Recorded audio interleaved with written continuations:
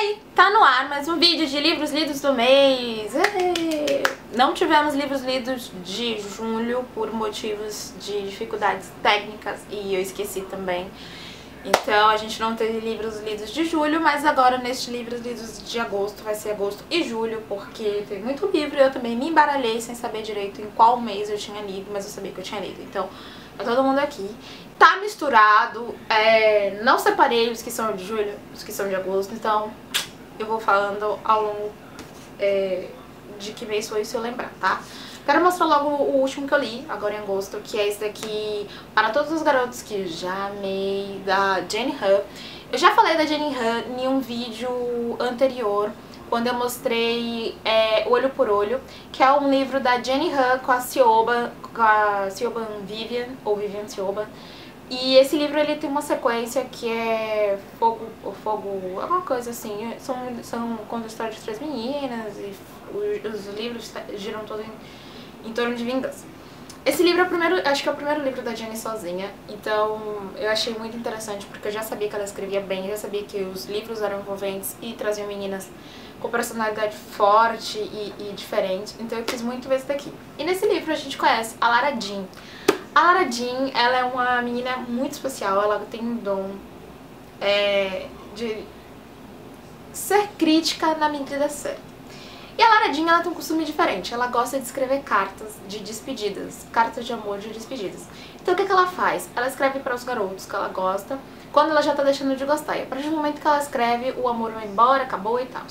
E aí a Lara Jean tem 5 cartas escondidas e que são misteriosamente enviadas para os tais garotos. E o que acontece?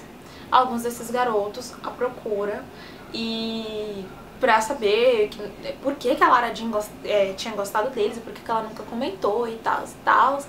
E a Lara Jean vai ter uma história de amor com um desses daí, uma história de amor meio engraçada e complicada.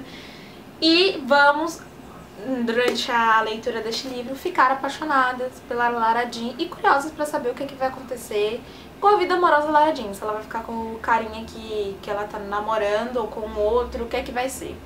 E ao final do livro a gente já é surpreendido pelo anúncio de uma sequência, então eu gostei bastante desse livro, achei incrível, achei uma história muito bem escrita, assim, não é cansativo, não prende você com detalhes inúteis que você poderia passar batido sem ler. É um livro que os capítulos são bem curtinhos, assim, são vários capítulos, são quase uns 50, 60, mas cada capítulo tem no máximo 3 páginas, 4 páginas, então isso faz com que a leitura flua muito rápido. Eu acho sensacional as autoras que fazem isso, porque assim a gente consegue ler sem ficar cansado, sabe?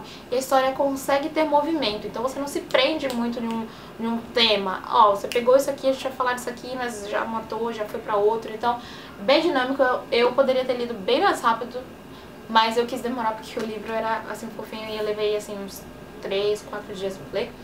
E amei.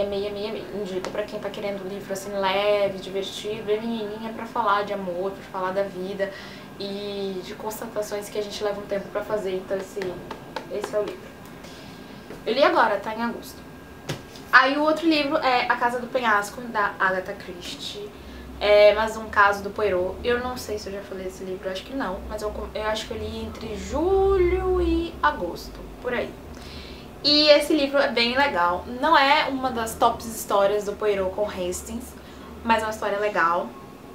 E assim, o Poirot vai fazer uma viagem com o inspetor Hastings. Lá ele é procurado por uma jovem que meio rica, tal.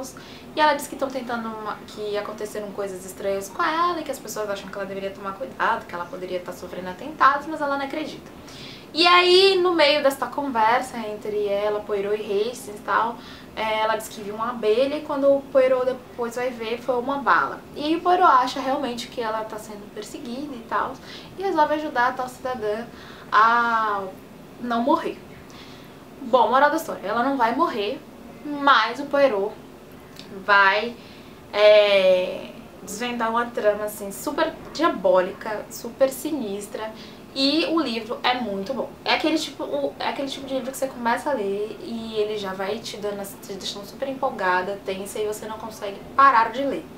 Então vale muito a pena.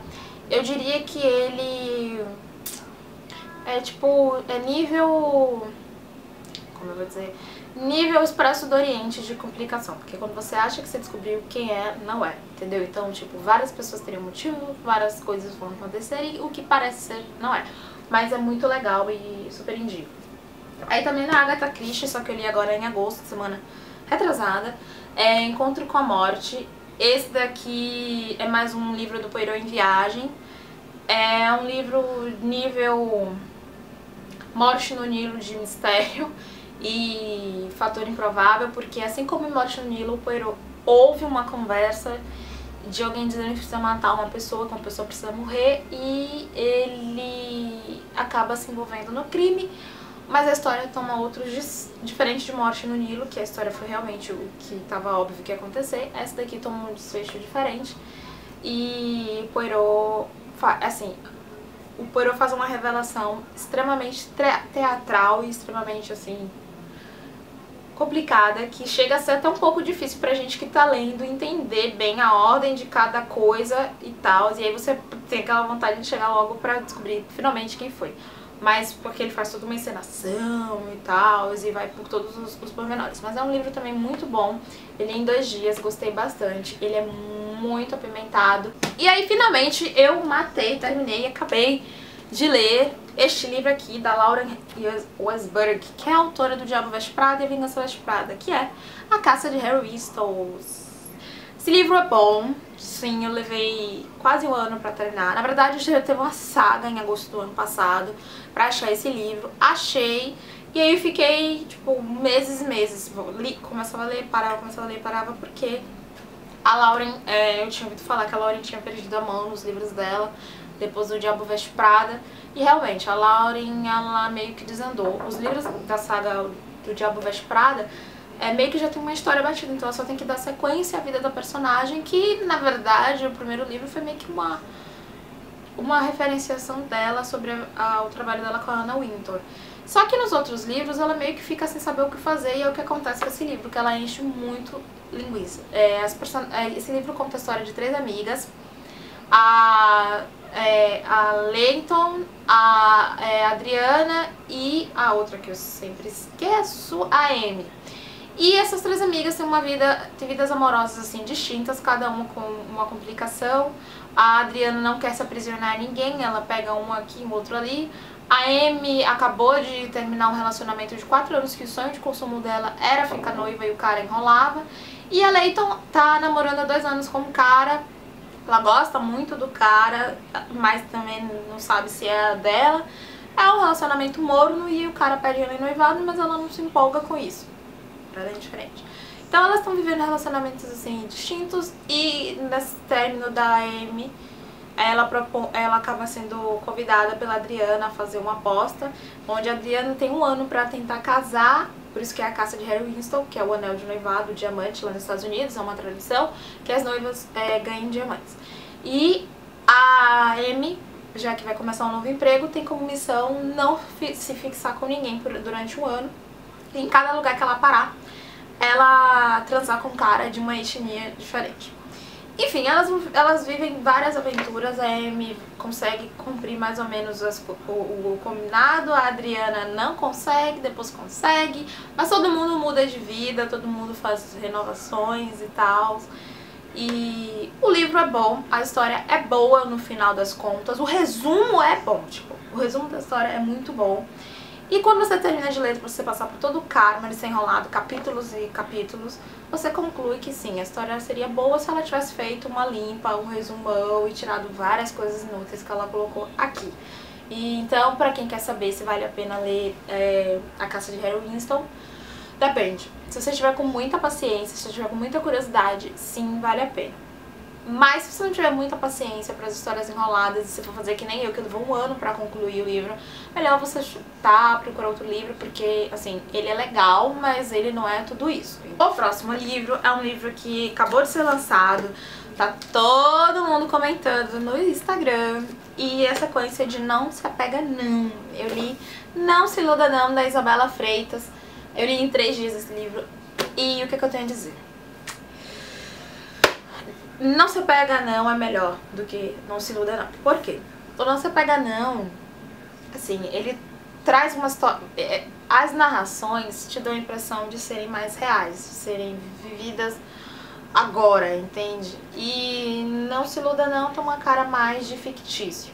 O livro, assim, é legal, principalmente porque de um certo ponto a gente acompanha de como é que a Isabela chegou na internet, até lançou livro, blog e tudo mais.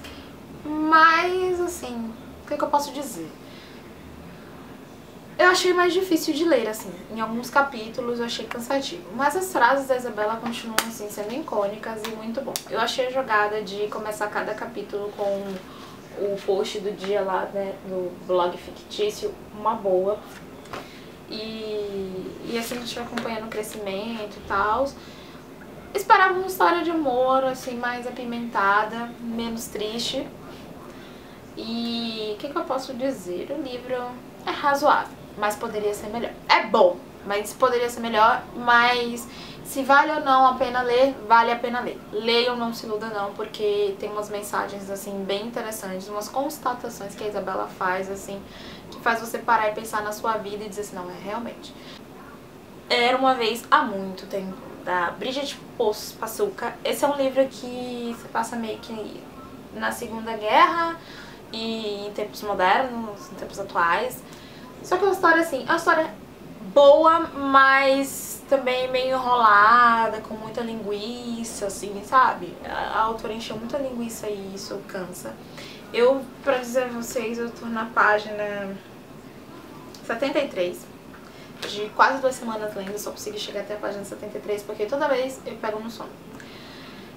Na verdade, o livro tenta contar a história de um casal, da Anelica e do Pombo. Eles acho que são russos e se conhecem antes da guerra, começam a viver uma história de amor. E aí, ao mesmo tempo que conta a história deles, a história vem para os tempos mais atuais, com a neta da Anelica e eu acho que e do Pombo também, porque eles casaram, tentando meio que remontar a história da avó. Eu ainda não cheguei nessa parte, ainda tô na parte em que a menina tá começando a viver na cidade grande, porque eles moravam numa vila e tal, só ela se muda. Então, ainda tô nessa parte aí de assimilar tudo isso. Parece ser um romance bom, eu ainda não tenho como dizer alguma coisa sobre eles, porque eu fico indo e vindo, indo e vindo, indo e vindo, e a história ainda tá bem enrolada pra página 73. Enfim, eu vou voltar agora essa semana a ler, espero conseguir, e aí se eu conseguir ler e conseguir ter alguma conclusão sobre ele, no próximo Livros Lidos do mês de setembro, vocês vão saber o que eu achei finalmente desse livro e se eu li. Mas por agora, o que eu tenho que dizer é, a história é muito enrolada, tá muito enrolada, sabe? Tá muito... Você fica em claustro, você tem aquela sensação de aprisionamento porque o livro não anda e isso é horrível. Então, talvez a Bridget Passuca não tenha ido muito bem neste livrinho dela, neste romance, mas leremos e depois eu conto pra vocês o que eu achei. Bom, é isso, esses foram os livros lidos em julho e agosto. Espero que vocês tenham gostado do vídeo. Se você gostou, não deixe de clicar aqui embaixo no joinha, ok? E nos vemos no próximo vídeo. Beijos e até depois. Tchau!